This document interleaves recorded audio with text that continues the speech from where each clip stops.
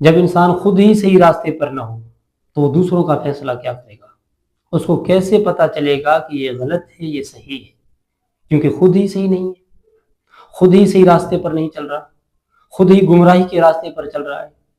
آئیے میں آپ کو ایک تصویر دکھاتا ہوں۔ نبی علیہ السلام کی جب شہادت کی افواہ پھیل گئی تھی تو کئی صحابہ کرام جو ہیں وہ میدان احد چھوڑ کے چلے گئے۔ ظاہر ہے وہ ایک بھگدڑ مچی ہوئی تھی، اسی پہ اللہ تعالیٰ نے گرفت بھی کی اور معاف بھی کر دیا، وہ سورہ آل عمران میں آیا۔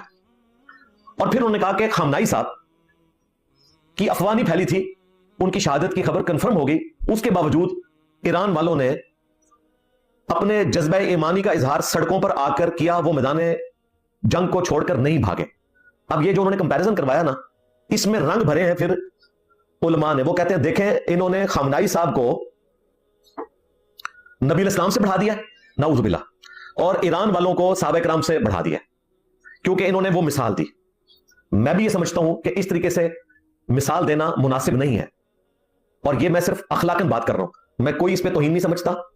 علمی گراؤنڈز کے اندر کیا کوئی مسلمان اٹھ کر اس طرح کی مثال دے سکتا ہے کہ رسول اللہ صلی اللہ علیہ وسلم کی شان کو کم کر کے اور کسی اور کی شان کو بڑھائے، اور نبی علیہ السلام کی جو صحابہ ہیں ان کی شان کو کم کر کے اور کسی اور کی شان کو بڑھائے؟ کیا کسی مسلمان کی یہ شان ہو سکتی ہے کہ اللہ کے نبی صلی اللہ علیہ وسلم جو تمام جہانوں کے لیے رحمت ہے، یہ صاحب ان کی طرفداری کر رہا ہے، کہہ رہا ہے کہ یہ گستاخی نہیں ہے، اور خامنائی کی وفات کی خبر بھی نہیں آئی تھی تو وہ میدان میں آ گئے؟ یہ ان کی مثال ہے، یہ مثال دی جا رہی ہے۔ کیا خامنائی خمینی کو اپنا رہبر نہیں سمجھتے تھے؟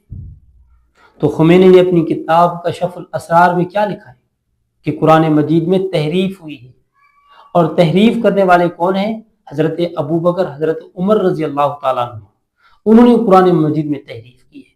اور جس طرح یہود اور نصارہ نے اپنی کتابوں میں تحریف کی، اسی طرح حضرت ابو بکر عمر نے رضی اللہ تعالیٰ عنہ نے تحریف کی ہے۔ یہ خمینی نے اپنی کتاب کشف الاسرار میں لکھا ہے۔ کیا آپ کی غیرت مر جاتی ہے؟ کیا آپ کا ایمان جواب دے جاتا ہے؟ کیا آپ کی غیرت خاموش ہو جاتی ہے؟ کیا آپ نے کبھی اس کتاب کو پڑھا، کبھی حوالہ پیش کیا کہ خمینی نے اپنی کتاب میں کیا لکھا ہے؟ کبھی لوگوں کو سمجھایا؟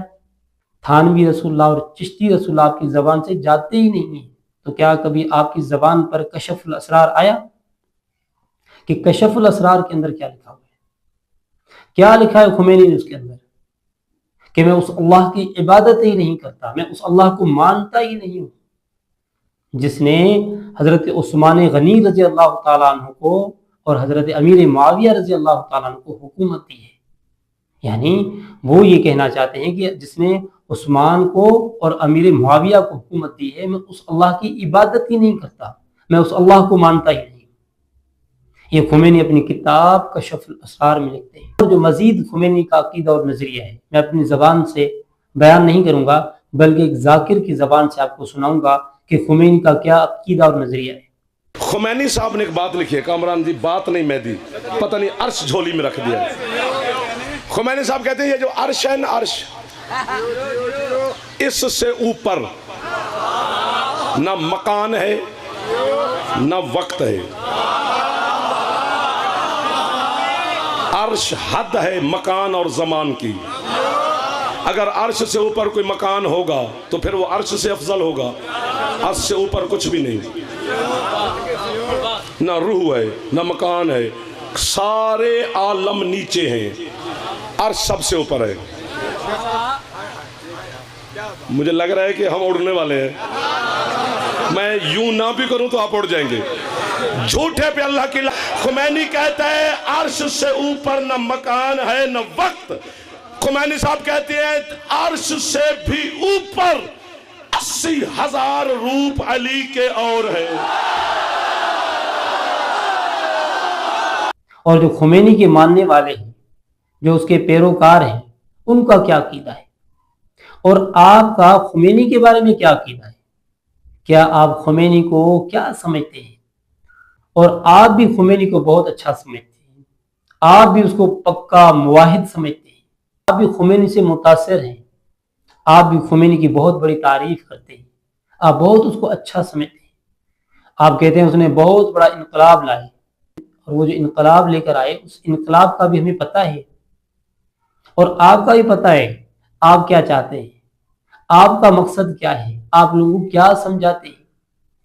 کیا توحید سکھانے والا آدمی، توحید کے راستے پر چلانے والا آدمی کبھی کیا ایسے لوگوں کو پسند کرے گا، ایسے لوگوں کی تعریف کرے گا جو شرک کرتے ہیں، کفر کرتے ہیں، صحابہ پر بکواس کرتے ہیں، صحابہ پر تان کرتے ہیں، صحابہ پر بہتان لگاتے ہیں، اور اللہ کی قرآن کے متعلق تحریف کے قائل ہیں، اور رسول اللہ کی حدیثوں کو نہیں مانتے، اور اس طرح کے جو عقائد اور نظریات رکھتے ہیں، آپ ان کے بارے میں کچھ نہیں کہتے اور ان سے محبت رکھتے ہیں، کیونکہ آپ کے دل میں ان کی محبت ہے اور آپ ان کو اپنا بھائی سمجھتے ہیں۔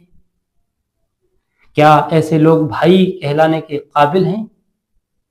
ان کو بھائی کہا جا سکتا ہے جو حضرت ابو بکر عمر رضی اللہ تعالیٰ عنہ کو اور صحابہ کو برا بھلا کہیں؟ کیا کسی مسلمان کی یہ غیرت ہو سکتی ہے؟ کیا کسی مسلمان کی یہ شان ہو سکتی ہے؟ کیا کوئی مسلمان اس طرح کر سکتا ہے کہ ایسے لوگوں کے ساتھ دوستی رکھی جائے، ایسے لوگوں کو اپنا بھائی کہا جائے جو صحابہ کے حوالے سے کھلم کھلا بکواس کرتے ہیں؟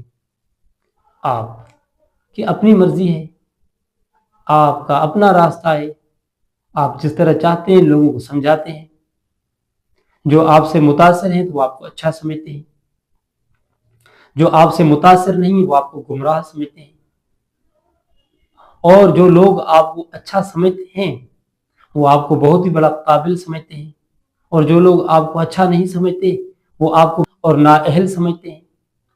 وہ یہ سمجھتے ہیں کہ آپ جو ہے نا ایک ایسے راستے پر چل رہے ہیں جو مسلمانوں کو گمراہ کر رہے ہیں،